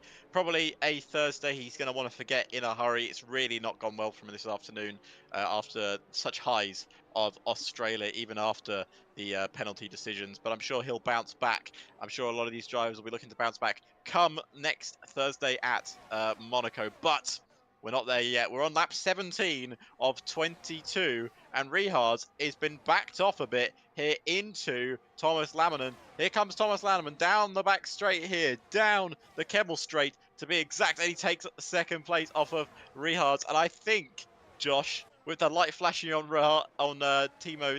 Thomas's car, does that not settle the decision that Rehard is on a wet setup here? Maybe. I feel like we do have to give him benefit of the doubt. He could be saving up that little bit more battery until the engineering team behind him believe that there could be a potential for those softs to drop off, and when they do drop off, then deploy the battery to try and catch back up. But it is a very risky game to play, and certainly someone who doesn't want to play that game is the likes of Thomas Laminan. As we're starting to see the penalties slowly creeping in here for the drivers. Although it is only 22 laps, it certainly feels a lot longer given how long this track is and how long the lap times are. The drivers are going to start feeling that little bit of fatigue, that little bit of, mental fatigue as well going with it. You can tell it's slowly reaching a boiling point for some of these drivers. They're slowly starting to relax themselves a little bit too much heading through these corners and end up picking up a couple more warnings from what they maybe should have. Yeah, exactly. But I think everyone does that. They're not; these guys aren't robots. At the end of the day, they're just humans like me or you, Josh. They make mistakes, and it's so easy to do so. Especially when you're running towards maybe a further down the grid, and you've already had a horrible day. You just don't want to carry on keeping it between the white lines. Thomas Laminen sets the fastest lap time we've seen. As I say that, Nando Morena also sets the fastest lap time we've seen, about 2.1 seconds off of Bogdan Moldovan, who is still right behind Reyes for P5. Right now, Daniel, unless those tyres drop off, has checked out a bit of this Grand Prix, about 3.2 seconds up the road from Thomas Laminen, and then we've got Rihards and then Zelenkovic, who hasn't really pushed on like I thought he would. Bogdan, on the other hand, has made a move back past Reyes there as they begin to close the gap to the front of the grid here. Right now, the front of the grid being Thomas, Rihards, and Zelenkovic, and then there's a bit of a gap to Daniel, who is actually leading the race. Tony Roche has just taken 10th place as well, as he's on a bit of a comeback drive through the midfield. Everyone sort of sitting and waiting at the moment, Josh, until those final few laps. Yeah, it's certainly feeling a little bit more like they're trying to feel each other out, trying to understand what the race strategy is going to be, trying to understand exactly what is going on between a couple of these drivers. Maybe trying to find a little bit of common ground, maybe trying to find someone to work with on the track to close up the gap to the car in front. And that's certainly something that Rihards and Thomas Laminen should perhaps start to consider, with Daniele still that 3.4 second buffer to him. And, you know, if not, it does appear to be, you know, slowly coming down, but it's not coming down quick enough for them to really be able to put a challenge come lap 22 of this race. So it could be something that these drivers are looking at, and it could be something that Timo Zelenkovic is also looking at here. On the back of Rihards, been slowly reeling him in over the course of the last couple of laps. You can see he's lifted and coasting into the bus stop chicane, saving that little bit of fuel, saving a little bit more ERS. Surely he's going to be looking to try and strike, you know, the likes of Rihards, the likes of Thomas, towards the end of the race, and hoping that he's just going to be able to get pulled along up to the rear of Daniel Pironi's car before he can really try and make an opportunity to try and get a win for himself here at PSGL. Yes, 100%. But also, don't cut out Mr. Nando, because he just set the fast lap of the race, and he's about to close into this train of cars from P2 down to what is now P7. The big train of cars, Josh. We love a DRS train in Formula 1, and we're going to be seeing another one here. The track is now completely dry, no damp patches on it at all. But right now, as we said, it's just a bit of the cooking phase, as we might say. It's not boiling over just yet, as we see Ajat get past Sixten Linhart. That is for 12th place. He's had a good race this afternoon, Ajat, but he's not found himself in the points just yet. But there's still time to do so. Josh, any predictions here? Because we've got 2 laps to go, and between 2nd and 7th, separated, well, by only a few tenths of a second between everyone. I'm not sure why. I've got this harrowing feeling in the back of my head that Rihards and Nando Moreira are going to find each other on track and end up having a battle there. I can't put my finger on it. I don't know whether it's because of what happened last week around Australia, but for some reason I can just see them finding each other on track once again and having an absolute brilliant scrap in the dying embers of this race. Whether that's going to be Rihards potentially falling back into the likes, you know, into the clutches of Timo, into the clutches of Bogdan, or whether it's going to be Nando trying to find positions, getting past, you know, the likes of Reyes, Bogdan. I'm not sure. I'm not sure why I've got this feeling, to be quite honest with you, Alex, but I do have that feeling that those two are going to be battling it out. If we're looking for a prediction for a race winner, I feel like it must go to Parodi at this point. 3.6 seconds, still building that gap to the cars behind, doing a fantastic job on the soft set of compound tyres. But I'm going to put this one over to chat. I could already see Francesco with a prediction there of Daniele for the win. But I want to know, guys, what are your other predictions here? Everyone in chat, feel free, drop your prediction for the race win. But if you feel like anything interesting is going to happen with this big battle going on at the minute, please let us know as well. As Sixten Linhart retires from the session there. Very unfortunate race for Sixten as well. Showed great promise in the qualifying session, but wasn't quite able to bring it into the race.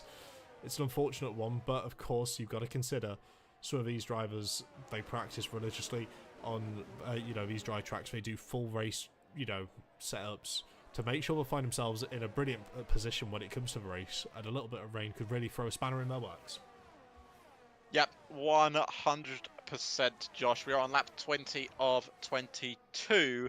I think Daniel Parodi is a good option for your race winner, but it's not over till the fat lady sings. But she is warming up, Josh. She is warming up.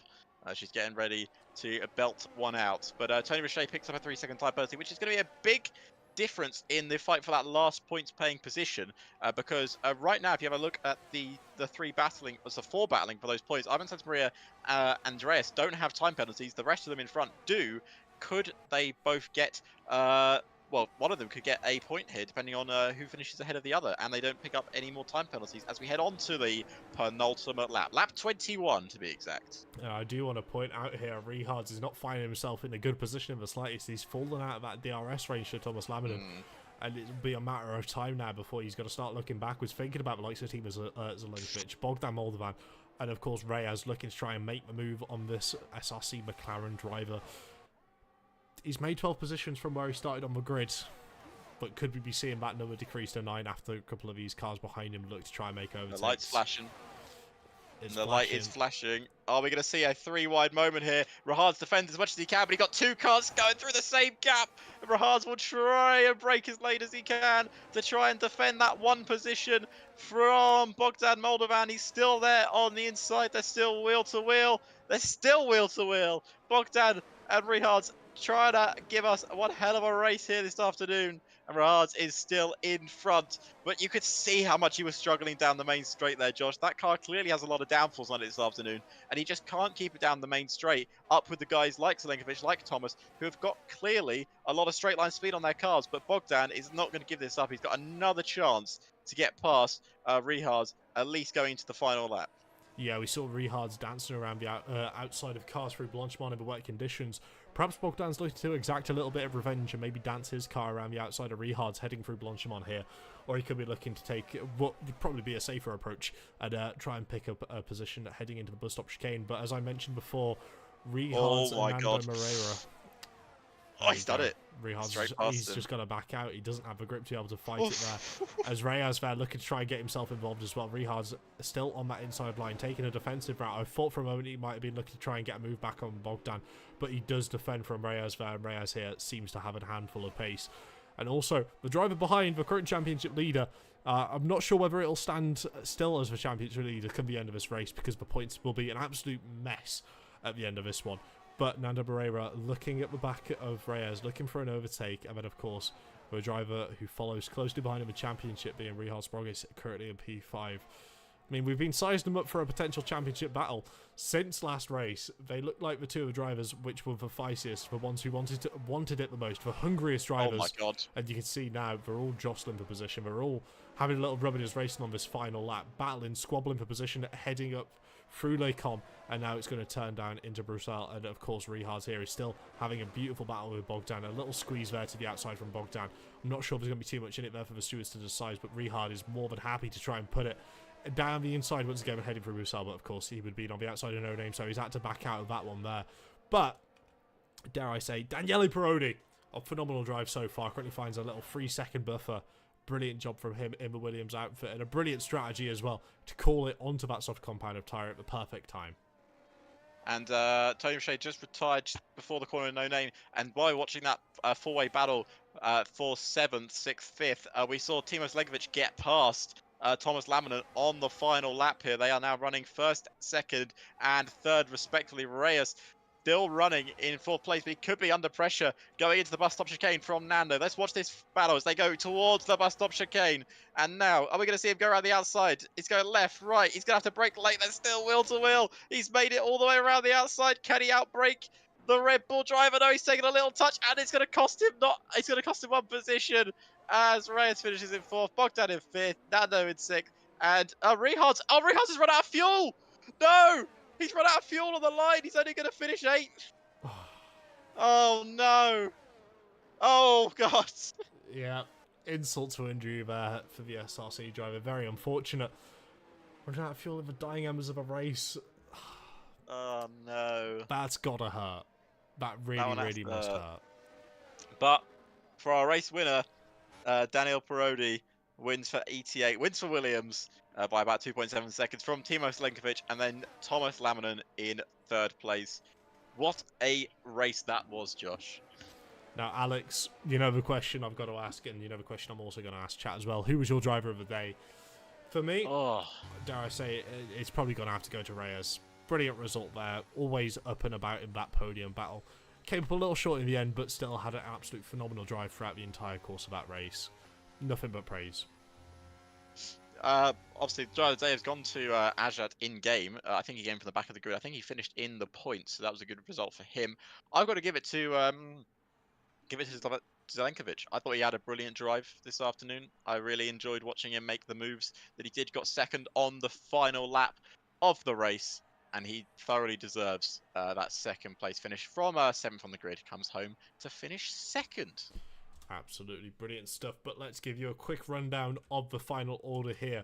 We, of course, have Daniel Pirodi picking up that win with Timo Zelenkovic, Thomas Lamanen, Reyes in P4 there, Bogdan P5, Nando, Valentino Labella, Rihards, Tope, Aljat, Andreas Franco, Tom Roberts, Ivan Santamaria, Alexander Dimas, Jack Humphreys, and then we start getting into the non-finishers of Tony Roche, Matthew Adler, Sixten Lindhart, Riccardo Benzoni, and Matthew Bassett, who all failed to finish the race, all finished a lap down because they retired right at the end of the session. It's going to be a tough pill to swallow for those drivers towards the back of the field, but again, it's Spa. It's one of those circuits where you can realistically get anything thrown at you, and yeah, I mean, the drivers, they prepared as best as they could, but none of this would be possible without the brilliant support of our sponsors here at SRC and, of course, over at GT Omega. It's been fantastic having the chat here as well. We've been looking to try and get some interviews flowing, but until then, we're going to play a short little ad break. Thank you, guys.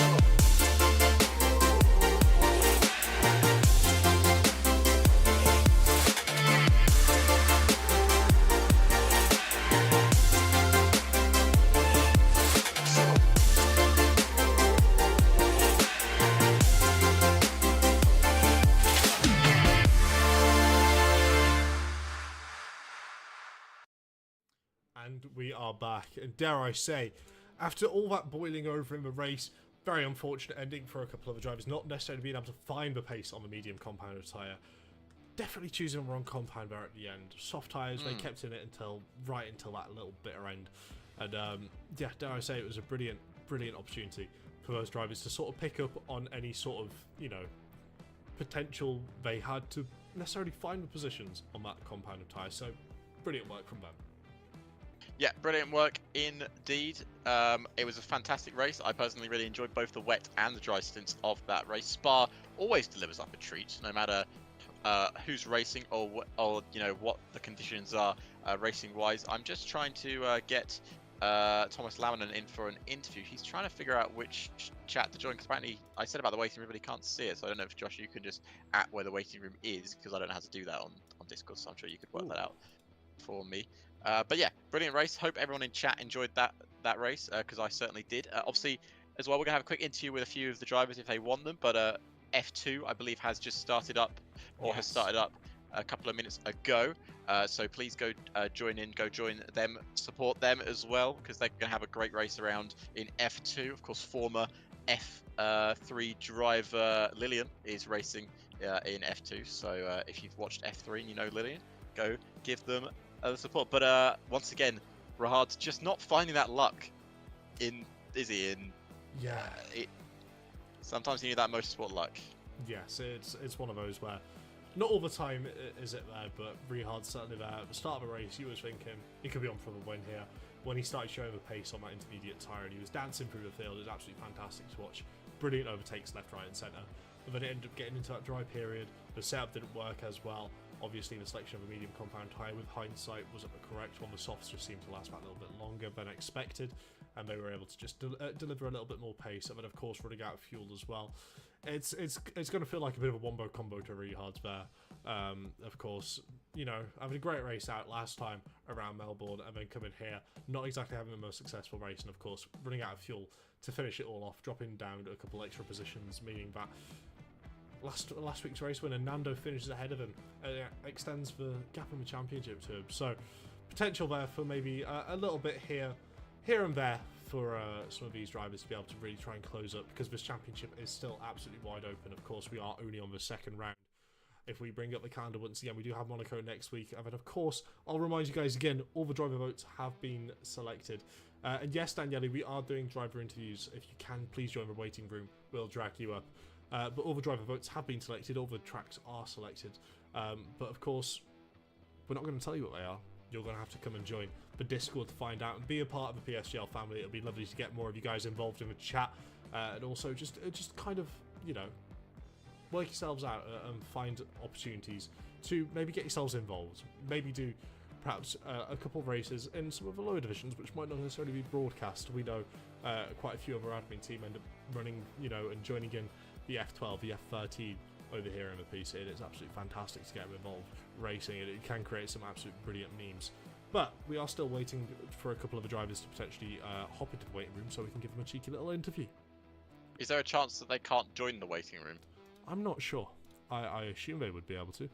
I would hope so, but I'm not sure. If you can join the racing, just press the I believe I link can. that Josh put in the chat. But obviously, we'll see if we get any interviews. Monaco next weekend, of course. Just quickly, not next weekend, next Thursday. I'll get it right one day. Next Thursday.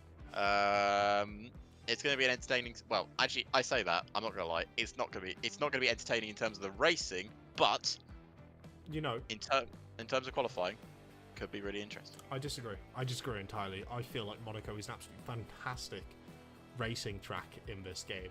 It's a lot better than real life by far. It's fantastic. You can actually try and make overtakes, and of course, given the risk of potential damage or injury is minimised as well, they're certainly going to be trying to make some bold moves. But I do believe we have the race winner currently in the waiting room. So let's drag Daniele Parodi up here into the comms box and ask him how they felt about the race. Daniele, first of all, congratulations on the win, mate. Oh, how'd you find that one? To be honest, I didn't have great pace when I was practicing in the dry. Like, God saw me and put rain in the race. That literally saved my whole race and quali, because my pace wasn't that good. But perfect race. I had great pace. I didn't expect it, and win F3, really good, really good. Absolutely. I mean, go ahead, Alex. Sorry, I was going to say, it certainly looked like a great race from where we were watching. Of course, the wet conditions around Spa, no matter, how good you are in the wet, they're always tricky. But you also took a very much a risk pitting under that virtual safety car and putting on a brand new set of intermediate tyres. Did you know the weather was drying up at that point? And did you think I can still get to the front of the grid with that virtual safety car pit stop? To be honest, it wasn't really my decision, because I had my engineer, Michele Moore. I don't know if you know him, but he said, Pete. I just listened to him because I trust him, and he said, the rain is gonna last a bit longer, so you're gonna have like 2-second pace on them. So because the pit lane is short and there was VSC, we said, well, let's try. Who cares in the end? Like, I take these races pretty chill, so I try. I have nothing to lose for me, so I take the risk, and well, in the end it worked. I don't know what happened in the pits, because I wasn't in. They were in my DRS, but then they lost 7/10. I don't know why. So from then on, I just pushed like as much as I could, and I gapped somehow. I don't know how, because my pace also wasn't that great on the dry. But Richards was with a setup that was so high on the straights that he was literally stopping on the racing circuit. So that helped me a lot, because they couldn't do the DRS trick because Richards was too slow. So I had that was luck, good luck. Absolutely, but at the end of the day, every driver needs a little bit of luck. Daniele, you seem to have found yours around here, and dare I say, it was an absolute fantastic run from you. It was almost dominant. It was, if you pulled out another second, I would have been able to say complete dominance. But yeah, again, a fantastic race, mate. A well-earned win. Congratulations once again for your win here in F3. Fantastic work. Thanks. There you go. I mean, dare I say, we do have another driver here of Thomas Laminen. Again, another solid race from Thomas. Would you like to talk us through it, mate? How do you feel? Like starting from the qualifying or just the race? Yeah, you can start from qualifying if you want, mate. Start wherever you want. Start from the beginning of time if you fancy it. We've got all the time in the world. Yeah, and I mean in practice when it was like I was practicing try, I didn't have like that much pace, but then it rained and I got P2, and yeah, then just in the race I had pretty good pace and a nice battle with Daniele for like 2 corners where we didn't even make contact, and yeah, and then I just got like unlucky with the DRS and ERS boys, and then I lost to Timur for P2, and yeah, that was it. Yeah, it certainly looked like a fantastic race from where we were watching. We love watching you guys go wheel to wheel. That was great. Obviously, you took advantage of the chaotic conditions in qualifying as well, because a lot of people got caught up in the train of cars, which I think messed up a lot of people's lap times. But you were there at the right time, at the right moment, put it on second on the grid. And you had a great race with Reyes or Black Box at the front of the grid, and then obviously with Danielle as well. And was there anything you would have done differently in that race, or did you think everything you did was like pretty much perfect there? Because it looked like you were doing brilliantly, and unfortunately you just didn't have that DRS range right at the end of the race. I would have probably picked that like 1 lap earlier for the mediums because my engineer told me so, but I didn't. So I think that was like one mistake I did. Absolutely, and sometimes you kind of do have to go out on your own whim and ignore what the engineer says, depending on feeling. But it's a very brave thing to come here into the comms box and admit maybe you should have took their advice and listened to it a little bit more, because I understand exactly what it's like. Back when I used to engineer, sometimes the drivers get a bit carried away into the moment. They can't see the full picture. But certainly, regardless of that little mistake, you still had, an abundance of pace. You showed brilliant racecraft to put in front of the field, and you did a brilliant job, mate. So congratulations on your P3. Maybe next time, maybe even stewards could have a look at a couple of the instances, and you could find yourself worming your way perhaps into a P2 or maybe even a race win, although it might be unlikely. But you never know at the end of the day, do you? Yeah, I can hope so. You can hope so. Dare I say, you've had an absolutely fantastic run here so far in F3. Next track, Monaco. What are your thoughts about it? I think it's pretty like good on this game. I like it. Yeah, that's exactly what I was trying to tell Alex here, but he's not having I like it in the game. I personally like driving it. You weren't saying this before Tomas was here, mate. You weren't saying it. But right. Yeah, again, congratulations, mate, on your P3. Maybe might even see you back in the interview box for next week if you get another podium. Yeah, I really hope so. All good. Thank you very much, mate. It's been a pleasure. Thank you. Yeah, thank you. Lovely guys. Lovely blokes, honestly. 2 lovely guys, honestly. And Zlankovic was going to come and have an interview, but unfortunately he needs to sleep after that thriller of a race. Yes. So I don't blame him. I don't blame him. Sleep is necessary. I'm going to jump straight into that bed immediately. Yeah, he is. Well, that's not true, because we have to do some stuff before you go to bed. But yeah. Yes. Anyway, but again, it's been a brilliant race. It's been a brilliant start of the season here for season 36 at PSGL F3. And once again, I would like to thank you, Alex, for joining me on this journey. It's certainly been fantastic. And yeah, let's see how Monaco deals this, because we know the casino there. It's not necessarily all about luck. A little bit can be fabricated, so hopefully we might be able to fabricate some brilliant racing. I'm sure the drivers are going to fabricate a brilliant performance and a very entertaining one at the very least. But until 7 PM next Thursday, this is going to be it from us here at F3. Thank you again, once again, Alex. It's been a pleasure, as I mentioned. But always. That'll be it for the end of the stream. And we'll catch you this time next Thursday to continue on this saga of Season 36 to see who's going to be able to come out on top here in PSGL F3. Goodbye for now.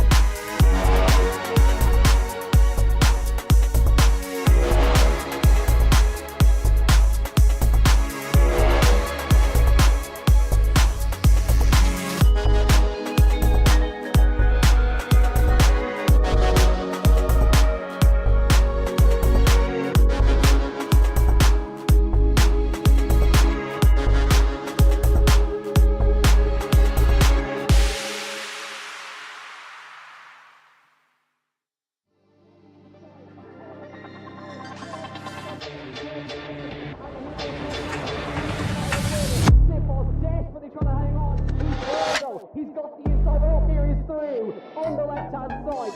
Hugs the apex, gets on the power nicely, and that is job done. Jarno Altmere now